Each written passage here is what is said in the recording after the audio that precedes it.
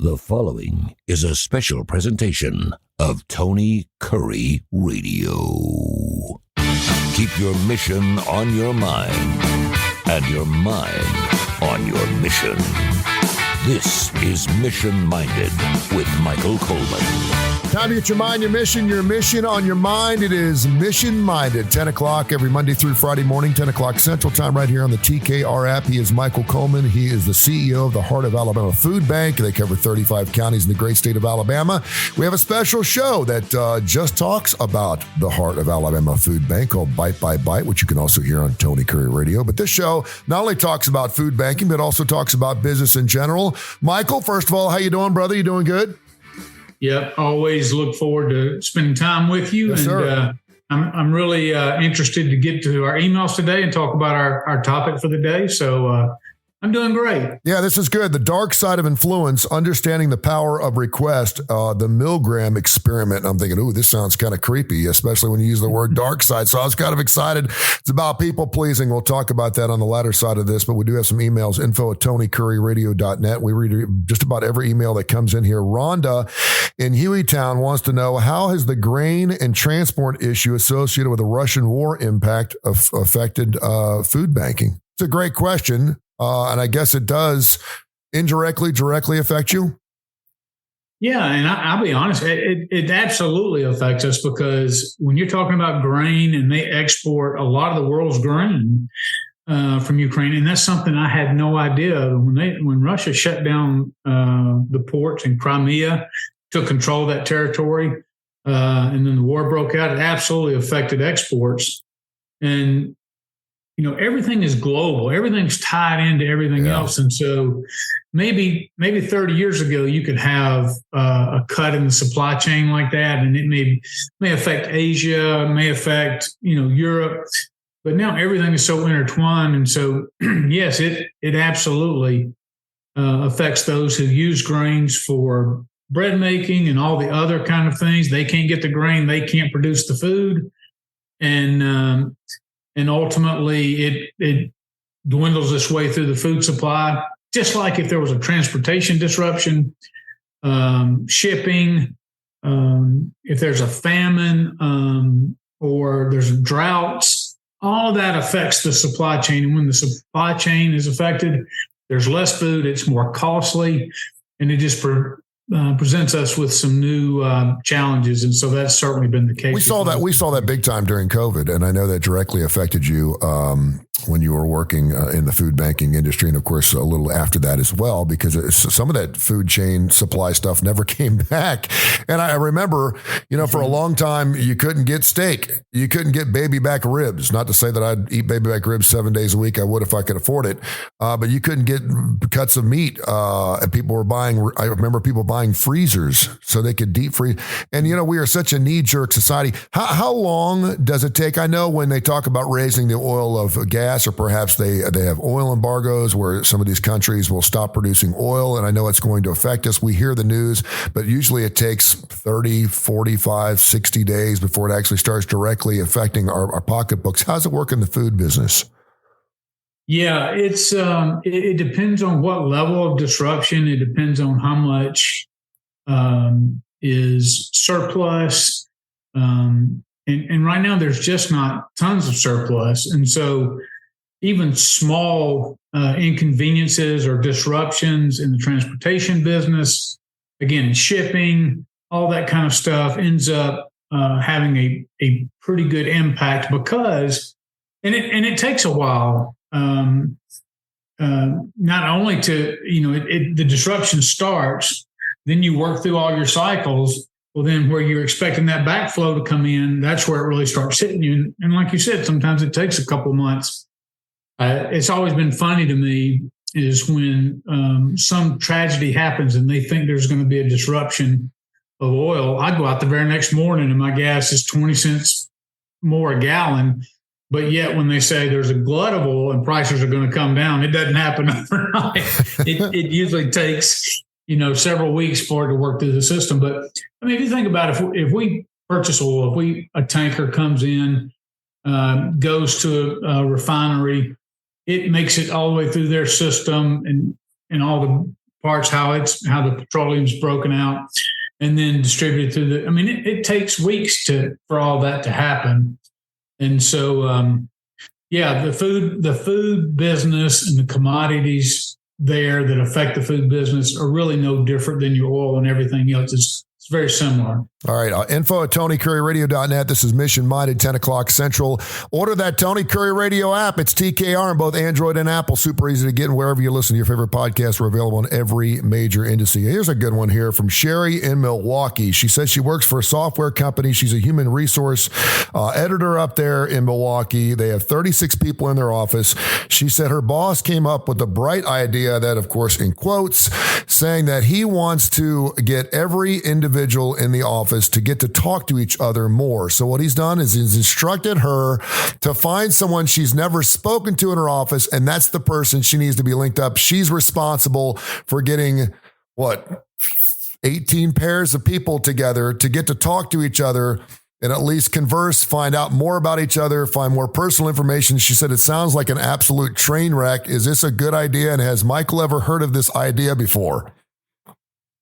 What is that? What is that? Well, I would tell you, it's very common when you're doing organizational type training, leadership training, because people work in silos, and you have all sorts of different people. Like I'm very extroverted, and you have people who are introverts who just want to go to their office. They want to be left alone. And then sometimes it's hard to feel like to make somebody who's introverted feel part of the organization, because they tend to not want to talk to others, build relationships as much. And so I think it sounds like that the boss has the right heart. I'm not sure, depending on each company, you have to determine what's the best approach to that. Now, putting two people together, if this was part of some bigger plan, you might could understand it, but putting two people together, especially two introverts, and then saying you need to reveal, get to know each other, reveal personal information, whatever. Yeah, you have to be just very careful about that. Can you say no as an employee? Can you say no, I'm not doing this? Because this doesn't seem like something you'd want to see at a software company. I'm just saying. Well, I know I'm going off of stereotypes, but you would think most people in software companies are computer guys and gals, and who are not social people. They just want to sit at their computer and write programs and do software, play games and all that. Devise games and all that.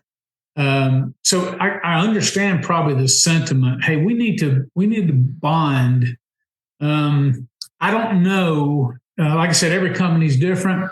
I have seen companies say, we're going to go out and do an activity together, or we're going to go out and bowl together. And then what tends to happen is, from my experience, rather than having a forced relationship, it's when you're out there and you're bowling or you're doing something like that, where you're doing an activity. The activity, you hope that you'd start to develop relationships, but it's not just sitting two people down across from the table. It's all right, form a relationship. Seems like speed dating at the workplace. One of the most fun I've ever had was we took our organization, split it in half, and went to those problem-solving rooms and competed against each other, where you have to rely on each other to find clues and solve a puzzle, and you're trying to beat the other team.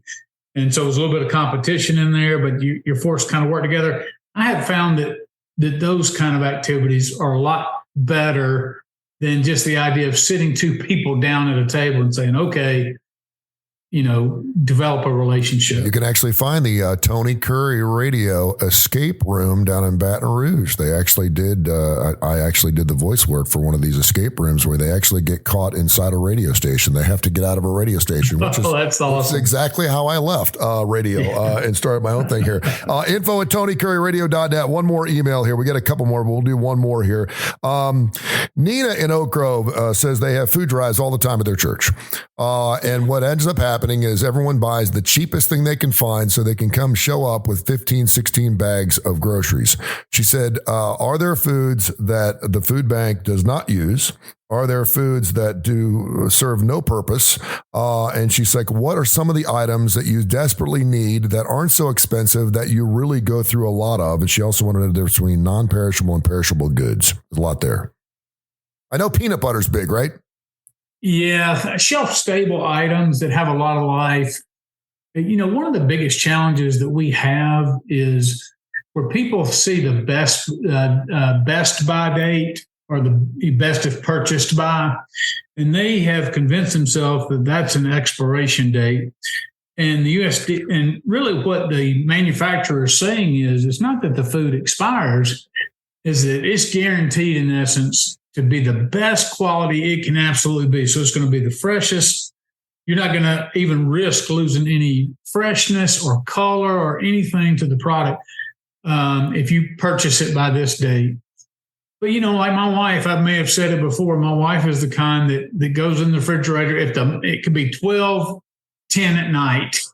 And if it's the 7th, if it just rolled around to the 7th and the milk expired on the 6th, she pours it out because she said, oh, no, this milk is bad. The reality is the USDA gives us all sorts of guidelines. And on most canned food, you can go up to 18 months past that and still have very safe, same nutrition food. So we battle this all the time in terms of helping people understand. So why don't they change that date? Well, if you go 18 months past, like on green beans, I know if you go to a Y2K shelter 23 years ago, there's probably stuff still in the shelter that's good to this day. Yeah, and they're not even 100% saying that it's guaranteed to not be bad. What they do is, like with peanut butter, I think they extended it 2, maybe 3 years. I'd have to check the latest past the best by date. Yeah, and that's a lot of food banking. Is we capture this food and give it out to people, but sometimes we find that people go, "Oh, you're trying to give me expired food," and they are insulted by that, challenged by it. But to answer her question specifically, shelf-stable food, canned goods are always something that's good. But one of the things we try to tell our people is that, look, we can get 5 meals, and that's 1.2 pounds per meal, 5 meals per dollar through our donation chain channels, through what we purchase. However, there are so many people who go, well, no, I could give you $1 and you could get more, but there's something about handing you a can of peas or handing you a jar of peanut butter, and we get that. There's a psychological thing. So it's more advantageous for us to get the dollars and purchase the food. It can go so much further. But there's nothing in terms of what you can buy off the shelf that a typical food bank can't use. Now, that's not always the case with food pantries, but if you're doing it at a food bank, every food bank should be prepared, whether it's protein, whether it's frozen, whether it's dry, whether it's canned, no matter what it is, a food bank should be able to take that and utilize that for people in need. And I've seen your facility at the Heart of Alabama Food Bank, and I've seen just the facility you have. And again, you're talking frozen, you're talking meat, you're talking anything that is given. You'll get the most shelf life out of it in order to pass it on. So that's good stuff here. Michael Coleman joins us here every single week, mission-minded, 10 o'clock in the morning, every Monday through Friday morning, 10 o'clock Central, right here on TKR, where we get your favorite podcast. Let's get into our topic here, the dark side of influence, understanding the power of request, the Milgram experiment. Briefly explain what this is first before we talk about the nuts and bolts. Yeah, so I had heard of this. I didn't know it as it's either Milgram or Milgram experiment. But there was this Yale professor back in the 60s, Stanley Milgram, and he was really trying to understand and study why ordinary people do the things like follow the instructions of other people, especially people in authority, even if it means doing something that may conflict with their own moral foundation. And so what he did was, and I may not be describing this perfectly, but here's a man in a lab coat And so he looks like somebody who's a medical authority. And they had volunteers, and the volunteers agreed to put something around their fingers or their wrists and be asked questions. And every time they missed, they would be given a mild shock. And then they had another volunteer on the other side who was giving the shock. And so as they asked more and more questions and the person misses questions, they continued to increase the shock level.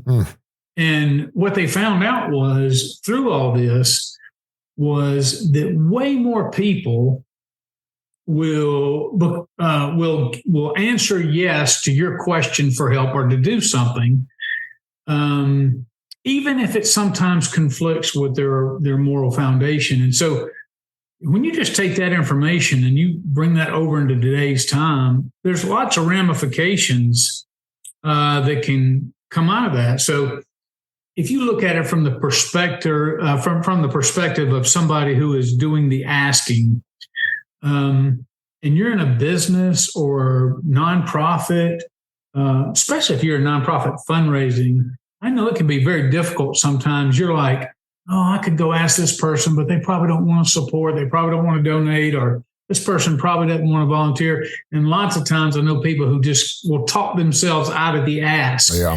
Business leaders who are trying to spread their product, even though it may be an effective product, we convince ourselves that, well, I don't want to ask this person because they won't, they're not as likely to give or not as likely to want to participate or take my product.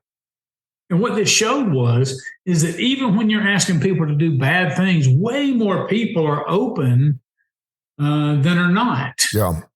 And so what you see is the dark side of this is from the asker's perspective is if you know you can get a lot more people to do what you want to do, well, then that means you've got a certain amount of ability, you've got a certain amount of influence, you've got a certain amount of power, and people can actually use that for nefarious things. And sometimes not necessarily intended nefarious, but you can end up abusing people at work because if you need people to stay late, volunteer to stay late, there's lots of people who will say, yes, I'll do it because they want to be a team player. They want to be a sport. They just want to be, because we generally want to please others. We generally want to help and be part of the solution. And there are people who will inevitably take advantage of that. And again, that's what some of that experiment revealed about human nature and helping us understand some of those lessons. You know, it's interesting. And my first question would be, is there a difference between this Milgram experiment for non-for-profits as opposed to for-profit businesses? Because I see that, hey, we're a team here. We need you to be down at this live remote all weekend long because it's good for the radio station, blah, blah, blah, as opposed to something where you're actually pulling on the heartstrings. Hey, listen, this family's not going to eat tonight unless you work late on Sunday, that kind of thing. The other thing I think is really interesting, and I didn't even think about the vitriol or the nasty side of this, where people actually take advantage of people. But there are so many people that if they're not asked to give or help, they won't do it. And it's not to say they're bad people. There's a lot of people right. that won't honor that, and they just won't volunteer. But boy, when they are asked, and they've got a good reason to give to your non-for-profit or your business, they're more than happy to do that. Can you kind of explain that part? Sometimes it's just in the asking that creates that engagement. Yeah, because I think, I just look at myself. I'm asked to do things at church, or I'm asked to do something at work, or I'm asked to do something just as, my Rotary Club or just whatever. And I don't think I'm much different than anybody else. I want to be a yes person where I can. I want to help. I want to make the organizations that I'm part of better. And if I have anything to offer, I certainly want to do it. So I have a desire to want to help. And what this research was showing is that we may think, if you don't deal with people a lot, you may think, well, Michael would really be the exception rather than the rule. But what they found out is there's way more people out there that are willing to help, but are not going to necessarily bridge that gap on their own without being asked. I mean, one of the professors that was familiar with the study furthered it by going out and saying, hey, even if you're asking people to do things like unethical things, more people would do them than you might otherwise think. And so she tested it with some other things. She'd have volunteers ask strangers to fill out a survey or try to just raise money. And she said the results were always the same, that every time they had underestimated a group of people's willingness to participate or do what they were being asked to do. And so it's really amazing, because then you say, okay, well, if people tend to be more agreeable, then really what's missing is the ask. And so a lot of people don't get because they don't ask. A lot of businesses don't market effectively. A lot of people are almost like, well, I don't want to buy this person or buy that person. A lot of people just can't stand the no, or, hey, this isn't for me. And so they'll talk themselves into all this before they even step forward. And I'll just tell you from my own self, I've never been super comfortable. I mean, I'm way more comfortable than I used to be when I first started in the nonprofit world, asking people for money, because I would say to myself, listen, people who are friends, who know about what we're doing, they're raising children, they're paying for private school, they donate to their church, they save up what they have to go on vacation. Who am I to come along and ask them to give up their money? And so lots of times I would talk myself out of it, like, I don't want to put that burden on somebody else. But I've since learned that the reality is that there's so many people willing to do it who, and I just came to understand, let them figure out what they can do, what they can do, what they're willing to do, what they're not willing to do. I ask the question, I present it. If they tell me no, I don't take it personally. I get it. Everybody's different. But I want to present them with that opportunity. And so I've moved past the hesitancy to ask for support, especially if I'm involved with something that I feel like is affecting people's lives. Michael Coleman, the heart of Alabama Food Bank, joined us every single week here on Mission Minded, and info@TonyCurryRadio.net with your email questions. Feel free to send those to us, info@TonyCurryRadio.net. You can hear the show 10 o'clock, at least 5 days a week on the TKR app and wherever you get your podcast. Let's be really honest here. There's the givers and takers. And the people that give do realize it's biblical. It's in the scripture that when you give, you will receive, and that's just the way it is. And I have seen it's amazing, because the givers will give till it hurts. And the takers will take till it hurts as well. And for the most part, I think where it gets a little messy, at least for me, is when you are a giver. Everyone knows you're a giver, and you're usually the first person that everyone goes to, when there's a lot of people that can give at the same time, and it's not going to hurt them nearly as much. And the other thing is, and I think it's fair to say, we don't know what people give. We think just because you're a millionaire, certainly I know some frugal individuals, some people that don't give a whole lot, or at least I don't think it, but that's not for me to make that call on. So, there's billionaires out there that give away billions of dollars. We just don't know about it. We're also taught to give without, having accolades for that. So, I think that's a very interesting point that you bring up. Well, I think it can be so unhealthy. I have been guilty of this in my desire to want to help, is almost not establish any personal boundaries, because I'm thinking, well, yeah, I literally have the time, but if I spend all available time doing things for other people, while those in and of themselves are good, they end up hurting me. And I've learned over time the importance of having some downtime, having some time away to recharge, to get perspective. And so, but it can be very challenging when somebody calls upon you and asks you to do something, especially somebody that maybe a friend, to say, look, I'm sorry, I'm just not available. I just can't do it. And you and I were talking about this a little bit, even to the point that, I get bombarded every day with solicitations on my email, I'm sure it's people just like everybody else trying to do sales, trying to make a living. And so I spent a lot of time going, "No, I'm sorry, I'm just not interested right now in the product, or it's not a good time." And they would reply back, "Well, are you sure you've seen this?" "No, I don't think." I'd sometimes go back 3 or 4 times with my email.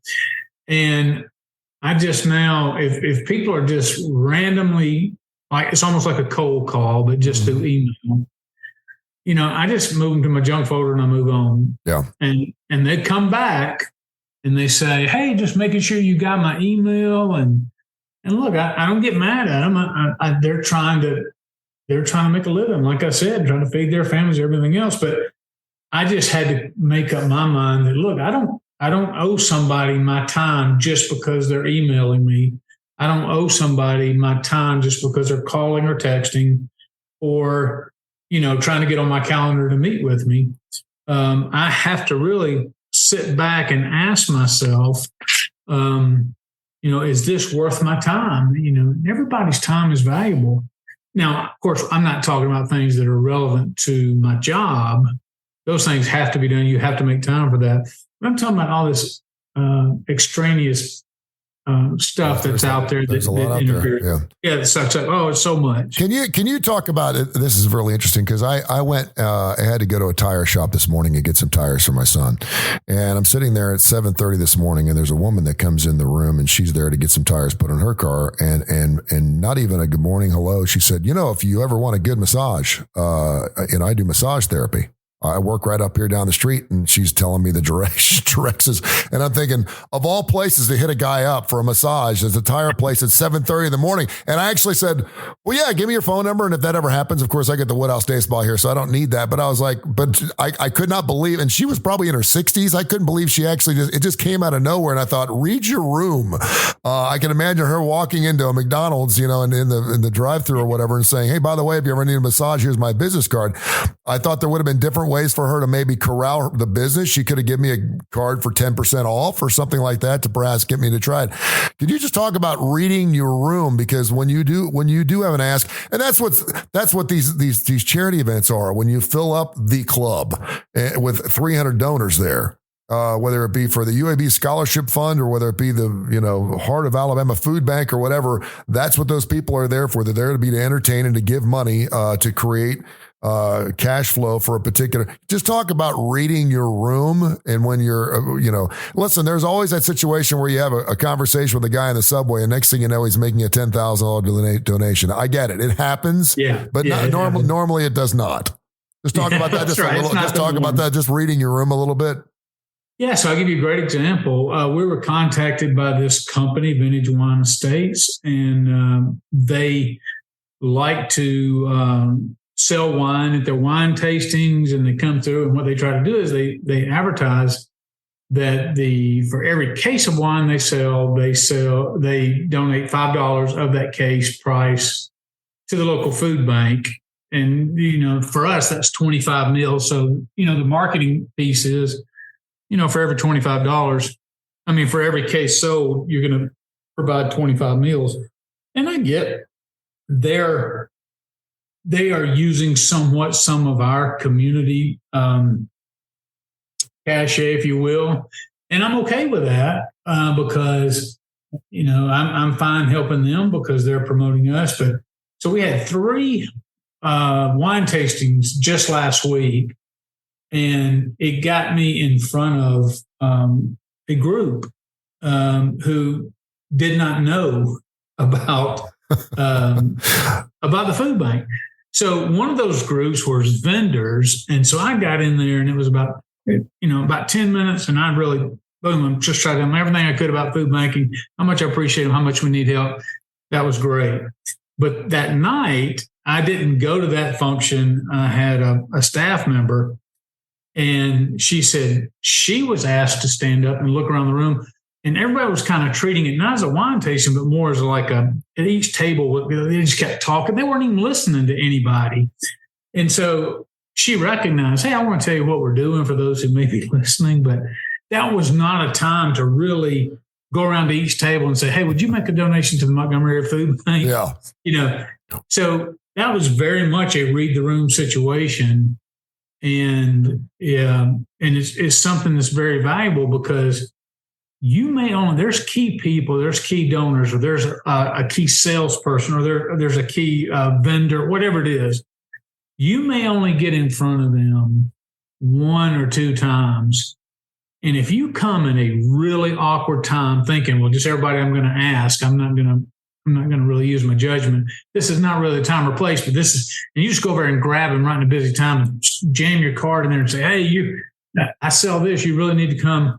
Boy, I'm telling you, you're very likely going to blow that opportunity. So the point you make is so true and very important for us to remember is that, people say yes, so we shouldn't be afraid, but we should look for the right time and the right environment to where we have their ear and they're not distracted by other things. If you're a cold call kind of person, and I just know this from experience because I had a foundation for a while and I've worked with you for a long period of time, and I'm so grateful to do that with you.